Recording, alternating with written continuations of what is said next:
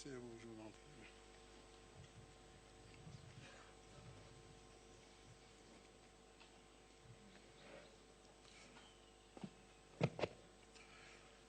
Mesdames et messieurs, je voudrais saluer la mémoire de son Altesse le Prince Philippe de Grande-Bretagne qui vient de décéder.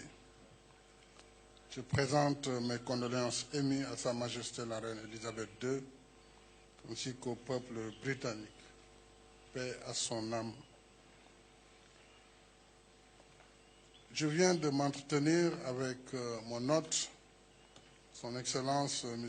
Pedro Sanchez, président du gouvernement espagnol, à l'occasion de la visite qu'il effectue depuis hier au Sénégal. Nous apprécions beaucoup cette visite. L'Espagne est une voix qui compte en Europe et dans le monde. Monsieur le Président, cher Pedro, encore une fois, je vous souhaite la bienvenue avec votre délégation. J'apprécie énormément votre visite, surtout dans ce contexte de restriction des déplacements en raison de la pandémie Covid-19. L'Espagne et le Sénégal entretiennent d'excellentes relations d'amitié et de coopération. Les rapports entre les deux pays sont marqués par la convivialité, la concertation et la confiance mutuelle. Je vous ai exprimé, Président Sanchez, ma satisfaction pour la qualité de notre coopération bilatérale qui porte entre autres sur l'agriculture avec les fermes Natangué, les infrastructures hôtelières, projet espagnol à Pointe-Sarène, l'environnement avec le projet de gestion des déchets solides, nous venons de signer un accord là-dessus, la défense et la sécurité, ainsi que la lutte contre la migration irrégulière. Je vous ai également remercié pour l'accueil convivial réservé à la communauté sénégalaise vivant en Espagne. Et c'est une très forte communauté. C'est important de le souligner. Plus de 70 000 Sénégalais vivent et travaillent en Espagne dans des conditions tout à fait honorables. Ensemble, nous voulons faire plus et mieux pour renforcer l'amitié et la coopération sénégalo-espagnole. L'ouverture de la Chambre de commerce espagnole et de l'Institut Cervantes à Dakar va certainement y contribuer en intensifiant les échanges économiques, commerciaux, culturels entre les deux pays. J'ai félicité le président Sanchez pour cette excellente initiative donc, de cet Institut Cervantes, mais aussi l'installation de la Chambre de commerce espagnole au Sénégal. Au-delà de la coopération officielle, le Sénégal souhaite développer particulièrement le partenariat et l'investissement avec l'Espagne, en impliquant davantage nos deux secteurs privés, parce que c'est cela qui créera plus de croissance et de prospérité partagée. Notre entretien a également porté sur d'autres sujets d'intérêt commun, comme la situation au Sahel, où nos deux pays sont engagés dans la lutte contre le terrorisme parce que nous sommes conscients que la paix et la stabilité de nos continents sont étroitement liés. Tout ce qui touche l'un affecte nécessairement l'autre. Au plan international, le Sénégal et l'Espagne ont des convergences de vues fortes autour des valeurs de paix, de liberté, de démocratie, de protection des droits de l'homme et de promotion du multilatéralisme. Pour le Sénégal, seule une approche multilatérale peut en effet aider à relever les défis globaux auxquels le monde est confronté. Ces défis ont pour nom défis sécuritaires, sanitaires, changement climatique, dialogue des cultures et des civilisations pour favoriser la compréhension mutuelle et la coexistence pacifique entre les peuples. Et c'est pourquoi nous avons activement soutenu l'initiative espagnole d'appui au multilatéralisme marquée par la réunion de haut niveau organisée par l'Espagne le 10 novembre 2020. Voilà les quelques mots que je voulais dire avant de passer la parole au président Sanchez, avec évidemment un invité qui est bavard, notre PAN, qui s'est invité à cette conférence de presse.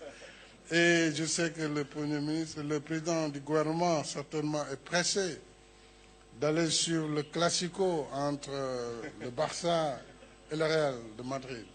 Donc, je ne sais pas, je suppose que vous êtes un fervent supporter du Madrid, mais enfin, nous allons suivre avec vous ce match. Merci beaucoup, cher Pedro. Merci beaucoup, Monsieur le Président. Bonjour à tous.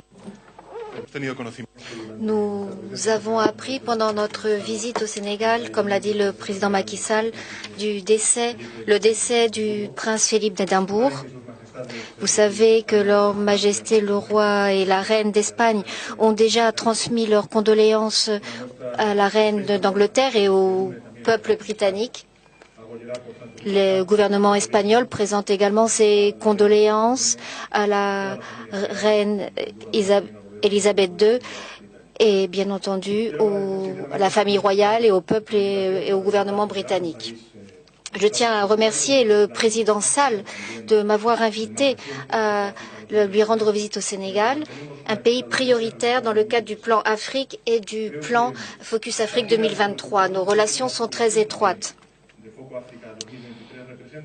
Le plan Afrique et le Focus Afrique 2023 montrent bien la façon dont l'Espagne voit l'Afrique, un pays porteur de grandes opportunités. L'Espagne se rapproche du Sénégal, de l'Afrique comme partenaire et comme ami. Nous travaillons main dans la main dans des domaines comme la paix, la sécurité, le développement durable, la lutte contre le changement climatique, etc., etc. Je veux souligner notre soutien au président Sall et au processus de dialogue qu'il a engagé, auquel participent le gouvernement, l'opposition et la société civile. Nous pensons que la pandémie est également une opportunité pour forger de grands consensus. Nous nous félicitons également du succès du Sénégal en ce qui concerne la gestion de la pandémie et le lancement de la campagne de vaccination. Comme vous le savez, Monsieur le Président, l'Espagne est membre de l'initiative COVAX pour que toute la population mondiale soit vaccinée. Nous ne pouvons pas permettre dans le cadre d'une urgence sanitaire comme celle-ci, et tout le monde ne soit pas vacciné. Nous avons l'intention ici aujourd'hui de poursuivre et de renforcer notre relation. Comme vous le savez, j'ai participé ce matin à un forum d'affaires. J'ai pu apprécier le dynamisme des entreprises et des autorités sénégalaises. Nos entreprises veulent investir, veulent diversifier l'économie du Sénégal. Il y a des secteurs dans lesquels nous sommes à la pointe, comme l'agriculture, les énergies renouvelables, l'eau et l'assainissement, les infrastructures, la construction de logements, les infrastructures portuaires, aéroportuaires et routières. Et nous pouvons construire ensemble un futur porteur d'opportunités pour l'Espagne et pour le Sénégal. Nous avons signé à travers le Fonds de promotion du développement deux accords de crédit de 50 et 15 millions d'euros qui permettront de financer un projet de gestion de déchets solides ici à Dakar et un autre projet d'irrigation au Sahel. Je suis également très orgueilleux de l'intérêt croissant du Sénégal pour notre langue, l'espagnol. C'est une langue de plus en plus dynamique et l'un de nos atouts les plus précieux au niveau mondial. Je suis heureux d'annoncer, et c'est un honneur pour nous, que c'est à Dakar que le premier siège de l'Institut Cervantes en Afrique subsaharienne va être créé. Ce siège sera inauguré cette année, en 2021. C'est un événement pour nous essentiel pour l'enseignement de notre langue et dont vont bénéficier plus de 200 000 étudiants du secondaire qui ont choisi l'espagnol comme deuxième langue d'apprentissage au Sénégal. Je vais me rendre tout à l'heure sur le chantier de l'Instituto Cervantes. J'espère bien que ce ne sera pas ma dernière visite, car je souhaite continuer à promouvoir l'expansion de l'espagnol dans le monde. le Sénégal est un partenaire incontournable dans la gestion de la route atlantique en ce qui concerne les migrations. Les Sénégalais sont 71 020, il y a 71 020 Sénégalais enregistrés sur leur lieu de résidence en Espagne. Ces Sénégalais sont complètement intégrés dans notre société. Nous sommes très fiers de leur présence. L'Espagne est en faveur de l'immigration sûre, régulière, ordonnée. Et nous voulons poursuivre et renforcer nos relations bilatérales en matière de migration avec le Sénégal. C'est bien entendu l'une des raisons de ce voyage. Notre politique migratoire est basée sur deux axes fondamentaux qui sont la dimension préventive et le retour. Je tiens à souligner la collaboration extraordinaire que nous avons avec le Sénégal dans ces domaines. La déclaration que nous avons signée aujourd'hui sur la coopération hispano-sénégalaise en matière de lutte contre l'immigration clandestine, ainsi que deux mémorandums d'entente sur la gestion des flux migratoires, l'un pour encourager les migrations circulaires et un autre pour développer un cadre de coopération institutionnelle pour mieux gérer les flux migratoires, en mettant l'accent notamment sur les plus vulnérables, c'est-à-dire les femmes, les enfants et les personnes handicapées. J'ai visité ce matin également le port de Dakar. J'ai rendu visite au détachement du ministère de l'Intérieur, de la Garde civile et de la police nationale. La collaboration entre le gouvernement espagnol et le gouvernement du Sénégal doit continuer de se développer. Les autorités sénégalaises sont engagées dans cette dimension préventive et nous en avons parlé. Je tiens à souligner également l'excellente coopération avec le Sénégal pour la stabilisation d'une région très importante. C'est comme est l'Afrique. L'Afrique est une région stratégique. Nous sommes engagés en matière de sécurité envers le Sahel, un engagement qui s'inscrit sur le long terme. Le binôme sécurité-développement, c'est là le chemin. Et notre détachement Marfil, le contingent de l'armée de l'air qui a 2 avions et soutient le transport aérien des opérations au Sahel. Et d'ailleurs, j'ai l'intention de leur rendre visite avant de terminer mon séjour au Sénégal. L'Espagne, Monsieur le Président, est engagée et poursuivra son engagement envers le Sahel. Et j'en profite pour remercier encore une fois le président Macky Sall pour son appui à notre contingent. Merci beaucoup.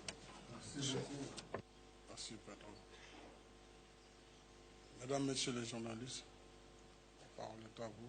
Sí, buenas tardes, José Miguel Blanco de la agencia EFE. Bonjour, Miguel Blanco de l'agence EFE. Nous aimerions savoir si lors de votre réunion, vous êtes parvenu à un accord sur la reprise des vols de rapatriement d'immigrants clandestins et quand est-ce que vous pensez que ces vols pourront être repris puisqu'ils sont paralysés depuis 2018?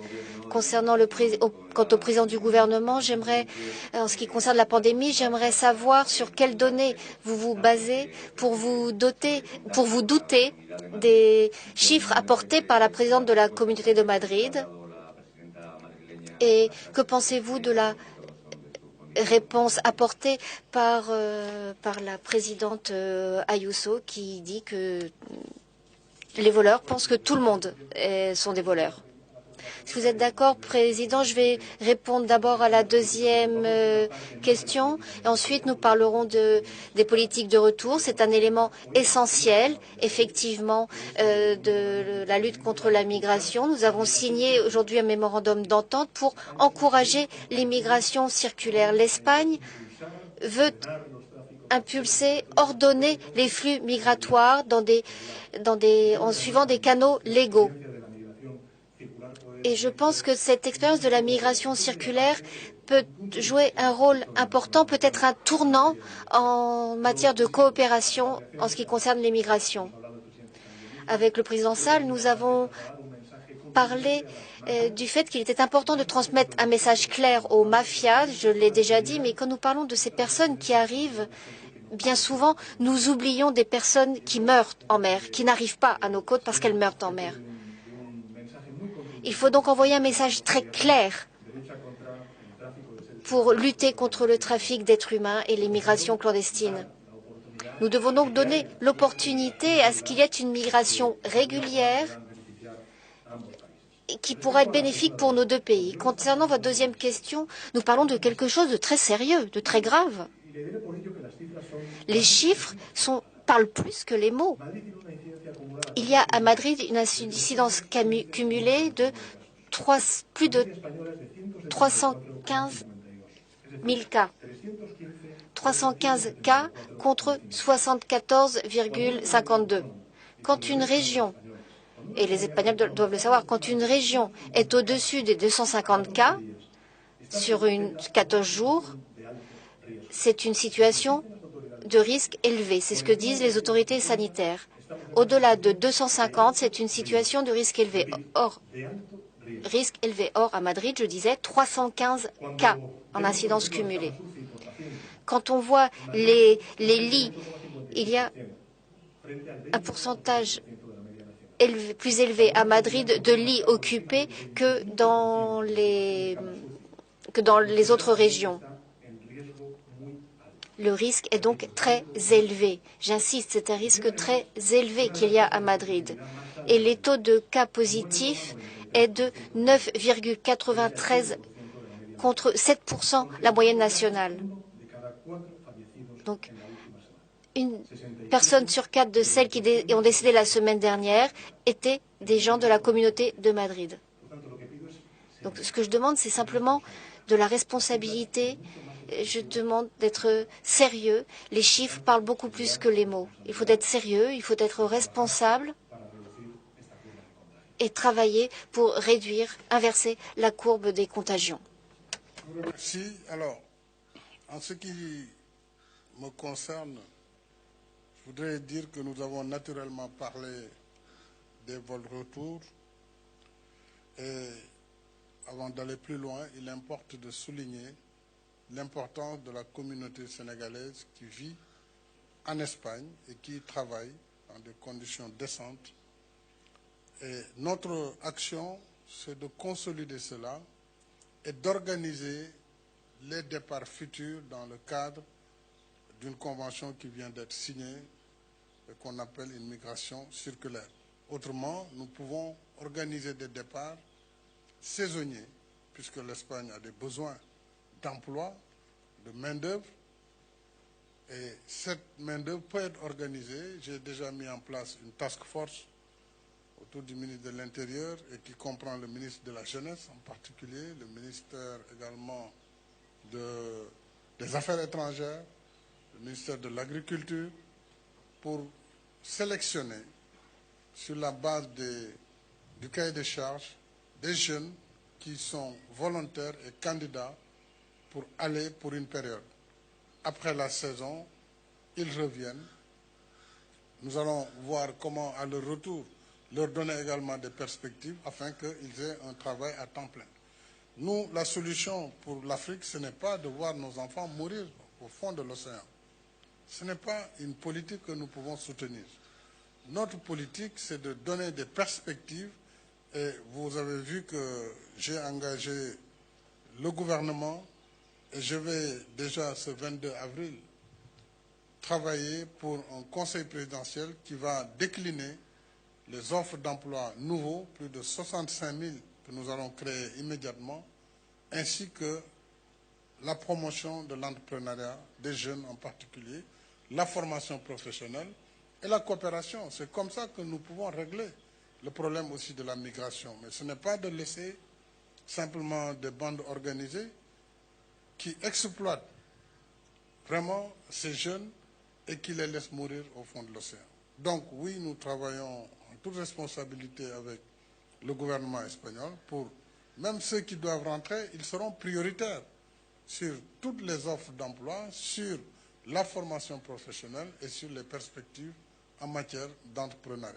Mais c'est la main dans la main que nous pourrons maîtriser les mouvements migratoires et que nous pourrons ouvrir une nouvelle perspective, une migration organisée, afin que les emplois dont l'économie espagnole a besoin et que les Sénégalais peuvent satisfaire, nous puissions organiser ces mouvements migratoires. Et pour tout le reste, nous travaillerons naturellement étroitement avec le gouvernement espagnol dans le respect de la dignité des migrants. Ça aussi, c'est un paramètre sur lequel nous avons échangé et nous n'avons aucune inquiétude en ce qui concerne l'Espagne sur cette question. Bonjour à tous. Anna Rocha, journaliste à la RFM. Monsieur le Président, vous avez parlé tout à l'heure lors de votre déclaration de renforcement, d'une volonté de renforcer les échanges commerciaux et économiques avec l'Espagne. Est-ce que des ressources telles que le pétrole et le gaz font partie de ces nouveaux partenariats que vous comptez envisager avec l'Espagne? Monsieur Sanchez, ma deuxième question s'adresse à vous sur la question de la migration irrégulière toujours. En janvier dernier, le président de l'ONG Horizon Sans Frontières, Boubacar Seye, a été arrêté pour diffusion de fausses nouvelles.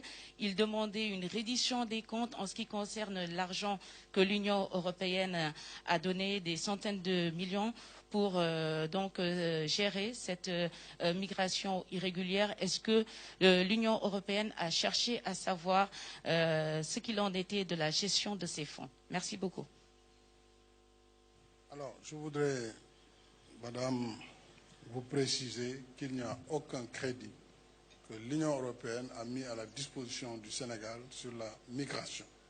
C'est une affabulation, c'était de la mauvaise information qui a été distillée, de la diffamation contre le gouvernement du Sénégal. D'abord, le fonctionnement d'un État ne se passe pas comme on le croit parfois, malheureusement.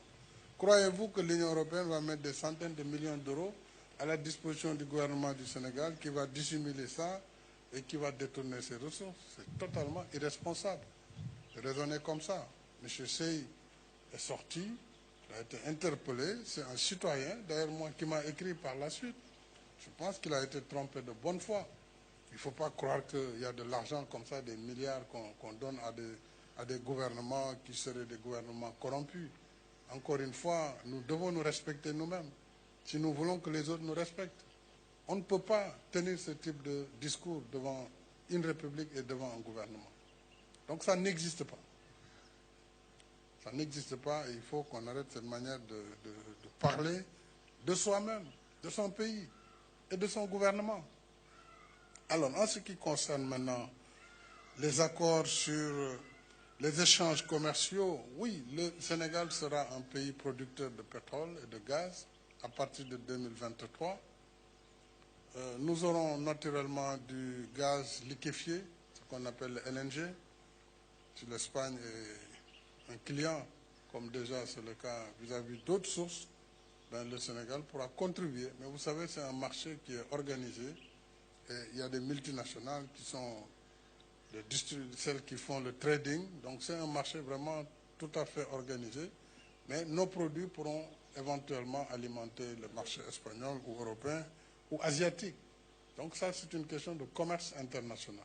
Ce dont il s'agit pour le moment, c'est surtout faire en sorte que les entreprises espagnoles qui souhaitent délocaliser des activités ou qui souhaitent investir, nous puissions leur faciliter ces conditions d'investissement ou de délocalisation. Puisque, en fin de compte, nous recherchons la valeur ajoutée, c'est-à-dire la transformation de nos productions. Nous avons énormément de fruits et légumes qui pourrissent. Il faut pouvoir les transformer sur place, faire l'emballage même pour les légumes. Donc ça va donner de la valeur ajoutée, mais ça va surtout donner des emplois. Et pour eux aussi, c'est un gain de temps et d'argent. Donc c'est dans ce partenariat gagnant-gagnant que nous pourrons vraiment faciliter l'installation de ces entreprises espagnoles dans tous les secteurs, dans l'habitat. Je l'ai dit, nous avons un programme de 100 000 logements. Il va falloir construire vite avec des matériaux. Il va falloir donc maîtriser aussi toutes les techniques de construction. Nous en avons certainement une bonne maîtrise, mais nous pouvons toujours gagner avec l'expérience d'un pays comme l'Espagne. Donc c'est vraiment un domaine tout à fait ouvert. Il n'y a pas de particularité spécifique, mais je suis convaincu qu'avec l'ouverture de la Chambre de commerce espagnole, nous avons là, l'APIX, les conditions de développer les échanges entre les deux pays. Merci. Merci beaucoup pour votre question. En ce qui concerne la coopération entre le Sénégal et l'Espagne d'un point de vue économique, il y a eu un forum d'affaires ce matin. Nous avons parlé des 8 piliers de la réforme engagée par le Sénégal et la manière d'attirer les investissements étrangers. Les entreprises sont intéressées, le Sénégal est intéressé par le secteur où l'Espagne est très compétitive, l'agrobusiness, les énergies renouvelables, tout ce que représente également la construction de logements, les infrastructures routières, portuaires, aéroportuaires, également le tourisme. Il y a des investissements financiers hôteliers très importants déjà espagnols au Sénégal. Et l'Espagne souhaite partager ses connaissances dans le domaine touristique avec le Sénégal. Je suis très optimiste. Je crois que cette rencontre bilatérale va permettre de transmettre des messages très importants pour les entreprises sénégalaises et espagnoles et pour nos sociétés respectives. Après la crise financière de 2008 en Espagne, de nombreuses entreprises ont compris que pour relever l'économie, il fallait se lancer à l'international. Et je crois qu'il y a des gouvernements, des pays qui misent sur le protectionnisme. Or, il faut se tourner vers le multilatéralisme. Il faut s'ouvrir sur le commerce international. Et c'est le pari de l'Espagne. Je rejoins le président Sall en ce qui concerne les retours. Bonjour, Président, Monsieur le Président. Je vais m'adresser au président espagnol. En premier lieu, Marisol Hernández El Mundo. Excusez-moi. Toujours en ce qui concerne Madrid, nous pouvons donc comprendre, d'après ce que vous dites, que les chiffres de Madrid sont corrects, mais qu'ils sont préoccupants et qu'il faudrait prendre des mesures. Ensuite, nous constatons qu'il y a des personnes qui ont été convoquées pour être vaccinées, mais ne se rendent pas à la convocation parce qu'elles ne veulent pas du vaccin AstraZeneca. Est-ce que le gouvernement pense supprimer complètement ce vaccin pour éviter ces retraits, pour que tout le monde aille se faire vacciner une fois convoqué? Et que pensez-vous du fait qu'il y a des personnes qui ont reçu la première dose d'AstraZeneca et que va-t-il se passer avec la deuxième dose? En Allemagne, il y a eu des contacts engagés pour acheter le vaccin russe en marge de l'Union européenne. Est-ce que le gouvernement espagnol va le faire également? Et si ce n'était pas le est-ce que les communautés, ce n'était pas le cas, est-ce que les communautés autonomes pourraient agir de leur côté pour passer des contrats concernant l'achat de vaccins? Merci pour vos questions. Encore une fois, les chiffres parlent beaucoup plus que les mots. Moyenne nationale d'incidence cumulée, 75 cas. Communauté de Madrid, 315. J'insiste, quand une région dépasse les 250 cas pour 100 000 habitants pendant 14 jours, les autorités sanitaires disent que c'est un risque très élevé. Quand on parle d'occupation de lits à l'hôpital, on parle de plus de 38%, alors que la moyenne nationale avoisine les 20%. Les autorités sanitaires nous disent que le risque est très élevé. Quand le pourcentage de lits occupés par des malades de Covid à Madrid est au-dessus de la moyenne nationale. Et le taux de personnes positives est plus élevé également que dans le pays, près de 10%. Je crois que ces chiffres sont suffisamment éloquents et il faut abandonner la confrontation, mais il faut collaborer, il faut coopérer. Et nous devons lutter ensemble contre la Covid. Les chiffres parlent beaucoup plus que les mots. Et je crois que les chiffres parlent d'eux-mêmes. Concernant AstraZeneca, nous avons entendu la déclaration de l'EMA qui dit que l'on peut continuer à utiliser AstraZeneca et ils disent que le vaccin est sûr. Nous allons Nous allons, pour les personnes qui ont plus de 60 ans, en s'appuyant sur les rapports qui ont été remis, et concernant ce qui s'est passé en Espagne, mais aussi dans d'autres pays d'Europe, nous allons poursuivre la vaccination avec AstraZeneca à partir de 60 ans. Et quant aux personnes qui ont reçu la première dose, eh bien nous devons voir et écouter ce que dit la commission de la vaccination et la commission de santé pour prendre une décision. Ce que nous devons faire, c'est écouter les scientifiques, écouter les experts, et notre décision sera prise en fonction de ce que diront les experts.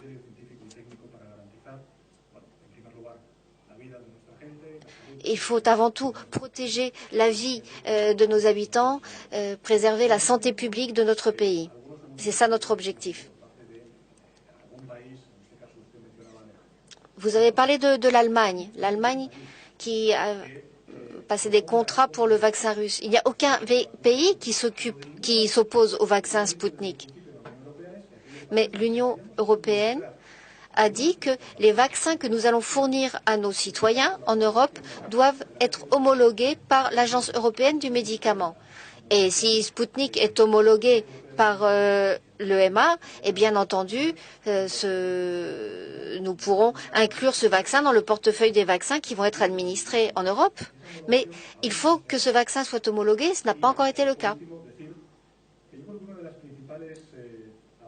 Enfin, l'une des principales réussites en ce qui concerne le processus de vaccination, non seulement en ce qui concerne les doses reçues par l'Europe, mais aussi en ce qui concerne l'anticipation des ressources pour que les entreprises pharmaceutiques puissent accélérer les processus de découverte du vaccin, accélérer les processus de fabrication pour avoir une fabrication beaucoup plus massive. Cela est lié aux achats centralisés et à l'action unie des États membres. L'Espagne va toujours agir en fonction de ce critère. Nous sommes beaucoup plus forts si nous sommes unis que si nous sommes quelques millions au sein d'une région. C'est le critère de l'Espagne. Monsieur le Président, comme on a abordé un sujet qui intéresse aussi le Sénégal, que nous administrons AstraZeneca à partir de l'initiative COVAX, je voudrais simplement préciser, comme vous l'avez dit, il est essentiel d'écouter les experts médicaux et de ne pas laisser la passion prendre le dessus. Le Sénégal applique ce qu'on appelle une surveillance active des MAPI, qui sont l'étude des effets secondaires sur les vaccins. Et de façon générale, sur tous les vaccins, il y a des effets secondaires. Donc l'analyse de ces effets secondaires se fait au jour le jour et dans les différents districts sanitaires. Pour le moment, en tout cas, rien ne justifie, en ce qui nous concerne, l'arrêt de l'administration d'AstraZeneca, tout comme nous administrons en ce moment Sinopharm, qui est donc le vaccin chinois. Nous sommes à la recherche de Sputnik V, nous sommes à la recherche de Johnson & Johnson. C'est-à-dire que nous pensons que la question du vaccin n'est pas une question politique, c'est une question médicale. Et s'il y a un candidat vaccin qui répond aux normes de sécurité et que notre pays, en ce qui le concerne, adopte ces normes, nous appliquons, nous acquérons ce vaccin et nous l'appliquons à nos populations. Donc le reste maintenant, ça peut être un débat européen ou entre pays, mais en tout cas, il est important que les populations soient vaccinées. Et je salue l'apport de l'Espagne dans l'initiative COVAX, tout comme tous les pays donateurs, puisqu'il n'est pas normal que pour une maladie universelle, qu'il y ait une discrimination sur le vaccin. Il faut un accès pour tous au vaccin, et donc cette initiative doit être renforcée. Et il ne faut pas que ce débat aussi bloque les vaccins, puisque les gens ils meurent pendant ce temps. Il y a encore des morts dans cette seconde vague. Il y a des variants qui naissent de partout. Donc autant vacciner les populations au lieu de perdre du temps sur une spéculation qui n'a pas, en tout cas, de fondement scientifique alors que si on ne vaccine pas les populations, on va perdre encore des centaines de milliers de personnes. C'est vraiment le commentaire que je voudrais faire. Je vous remercie. Alors, Monsieur le Président, juste une dernière question. C'est Oumar Nying de la RTS. Rebondir justement sur cette question sanitaire concernant le Covid. Est-ce que sur la base des leçons apprises de part et d'autre, on peut envisager une coopération, un partenariat entre les deux pays dans le domaine de la santé, pour des réponses notamment structurelles? Oui, je crois que nous sommes tout à fait ouverts à travailler avec l'Espagne, à travailler avec d'autres pays pour, d'une part, la production de vaccins en Afrique. Je rappelle que le Sénégal fait partie des rares pays, ils sont 4, à produire le vaccin contre la fièvre jaune à travers l'Institut Pasteur de Dakar. Aujourd'hui, le monde fait face à une demande globale de vaccins. Bien sûr, on n'arrive pas à produire assez de vaccins, mais c'est des questions de droit liées aux firmes pharmaceutiques. Il faut que non seulement qu'on puisse donner du vaccin aux Africains, comme l'initiative COVAX, mais il faut aussi que la coopération biomédicale permette la production sous licence dans certains pays africains qui peuvent remplir les critères pour décentraliser et permettre un accès plus facile. Puisque de plus en plus, nous allons vivre des pandémies ou des épidémies, compte tenu de l'impact du climat sur les écosystèmes, compte tenu de tous les fléaux que nous voyons, la déforestation, l'avancée du désert, les changements climatiques. Donc nous allons de plus en plus vivre avec ces épidémies. Donc autant se préparer pour le long terme à pouvoir faire face. Et dans cette préparation, bien sûr, les expériences des uns et des autres peuvent nous permettre de travailler ensemble. Et là-dessus aussi, l'Afrique a quelque chose à apporter par son savoir-vivre, mais aussi par son savoir-être. Nous avons un écosystème, des plantes médicinales, une médecine tropicale et des conditions favorables pour l'examen de ces virus, de ces bactéries, etc. Je crois que nous avons une connaissance à apporter dans ce concert des nations et dans cette collaboration.